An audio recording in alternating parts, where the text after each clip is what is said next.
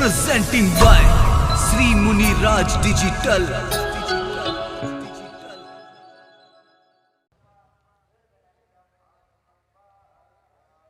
बोलो शंकर भगवान की, जगदम्बे मात की। आज के इस अर्ध कुंभ जो मेला का अवसर है, उसमें पधारे हमारे परम पूज्य प्रातः स्मरणीय संत शिरोमणि श्री श्री 1008 श्री श्यामगिरी जी महाराज और देवक्षेत्र जी के स्थान पर हमारे बीच विराजमान परम पूज्य दीपक गिरी जी महाराज और हमारे बीच सम्मान्य तीर्थगिरी जी महाराज, लहर भारती जी महाराज और परम पूज्य संतगण और हमारे भारतीय जनता पार्टी के जिलाध्यक्ष सम्मान्य लुम्बाराम जी, जिला मंत्री महामंत्री जी और युवा मोर्चा के जिलाध्यक्ष जी, उप प्रमुख जी, मंडल अध्यक्ष जी और सभी मंच पर विराजमान सभी मंचासीन और इस कार्यक्रम में पधारे सभी भक्तगण। आज बहुत बड़ी खुशी की बात है कि ये जो जंगल में मंगल अपन देख रहे हैं, ये हमारे लिए बहुत बड़ा सौभाग्य की बात है कि जिस श्यामगिरी जी की तपस्या से, श्यामगिरी जी की तपस्या से जो मेला आयोजन हो रहा है, मैंने श्यामगिरी जी को 92 बराणु में, जब मैं यहां सिरोही में भी नहीं था, उस समय मैं सेलवाड़ा राज भारती जी के वहां आया था। तब मैंने रात को, राज भारती जी का पता नहीं चला, तो मैं रात को गाड़ी लेके यहां श्यामगिरी जी के पास आया था 92 में बराणु में। और यहां महाराज जी के पास आकर के महाराज जी ने मुझे बिठाया, मेरे साथ 2-4 आदमी भी थे, तो बैठे और उनसे चर्चा करने के बाद में महाराज जी ने कहा, तो ये यहाँ के कोई लोग मिल गए, उन्होंने कहा कि ये महाराज जंगल में रहते हैं और ये तो रात को शेर भी बन जाते हैं, श्यामगिरी जी महाराज। मैंने विचार किया, महाराज शेर क्यों बनते हैं? ये 92 की बात है, जब मैं यहां नहीं था। तब मैंने विचार किया था, जब दीपक गिरी जी को भी मुझे पता नहीं था कि वो महाराज जी के शिष्य हैं। और उसके बाद में जब महाराज जी ने कहा मैं तेरे साथ चलता हूं गए, और साथ चल करके सीधे हम गए वहां सरेसी माता, और सरेसी माता जाकर के महाराज जी आए और मिलना हुआ। उसके बाद में महाराज को वापस यहां छोड़ करके मैं गया था। तो मैं आज आपको ये बताना आया हूं कि जिस तरह से ये जंगल में जो मंगल हो रहा है, ये श्यामगिरी जी की तपस्या है। उनकी तपस्या के कारण ये जंगल में मंगल हो रहा है। ये हमारा सौभाग्य है कि पहले भी कहा है कि संत बड़े परमार्थी निर्मल जा का अंग, संत बड़े परमार्थी निर्मल जा का अंग, तपत बुझो वे और की दे दे अपना रंग। ये संतों की कृपा है। जिस तरह से संतों की कृपा से आज ये संसार जो चलायमान है, पहले भी संतों ने कहा कि आकाश से जर्जर बरत अंगार है, आकाश से जर्जर बरत अंगार है। ये संत न होते तो जल जाता संसार है, ये संसार भी जलकर राख हो जाता अगर संत नहीं होते तो। जिन संतों की प्रेरणा से ये संसार चलायमान है, आप सब और हम सब अगर आध्यात्मिक जीवन में इस संतों के द्वारा ही जिस तरह से ये संसार चलायमान है, आपने देखा होगा जब कुंभ का मेला भरता है, यहां भी अपना एक अर्ध कुंभ है, आबू मंडल आया हुआ है, बाहर से कई संत महात्मा आए हुए हैं, तो हमारे लिए तो ये अर्ध कुंभ ही है। और कुंभ का मेला जब भरता है तो लोग जब साई निकलती है तो उसकी रज के लिए तरसते हैं कि संतों के पैरों की मिट्टी जो अगर हमें मिल जाए तो हमारा ये भवन, हमारा ये जीवन सुधर जाए, उसके लिए भी लोग तरसते हैं। तो हमारे तो घर पे बैठे गंगा आई है। अगर हमारा वो भाग्य है मैं तो धन्यवाद देता हूं, महाराज श्री के भक्तों को धन्यवाद देता हूं कि जिन्होंने ये इतना बड़ा कार्यक्रम किया है। मैं समझता हूं कि आने वाले समय में जिसने भी इसमें जो सहयोग किया है, मैं श्याम गिरी जी और मां भगवती से और भगवान शिव से प्रार्थना करता हूं कि जिन्होंने इसमें जो सहयोग किया है तन मन और धन से, भगवान से ये प्रार्थना करता हूं कि इसको 1 साल के अंदर इससे भी दुगना दे इनको, ताकि भगवान इनको सफल करे, ताकि आने वाले समय में इस तरह का ये धर्म का वातावरण है हमेशा चलता रहता है।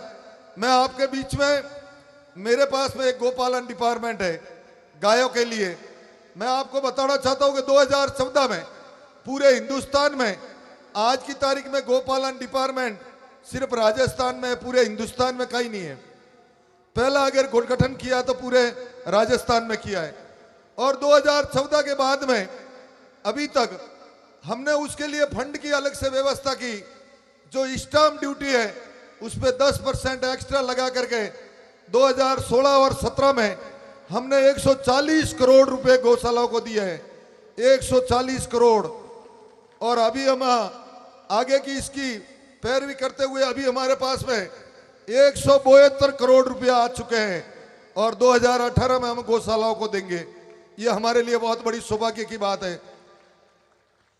जिस तरह से गायों के लिए आज मैं समझता हूं कि आज पूरे हिंदुस्तान में सबसे बड़ी अगर तकलीफ है तो गायों की नहीं है, नंदी की तकलीफ है। जो ये नंदी जो रोड पे घूमते हैं, ये हमारे लिए बहुत बड़ी समस्या हो रही है।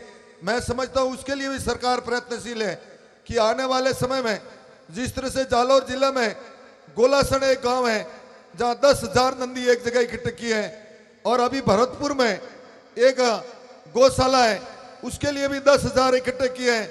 इस तरह से करके हर जिले में हमारे मन की इच्छा है कि एक नंदी गौशाला बने, ताकि आने वाले समय में हर जिले में ये जो घूमने वाले पशु हैं ये एक जगह इकट्ठे होंगे।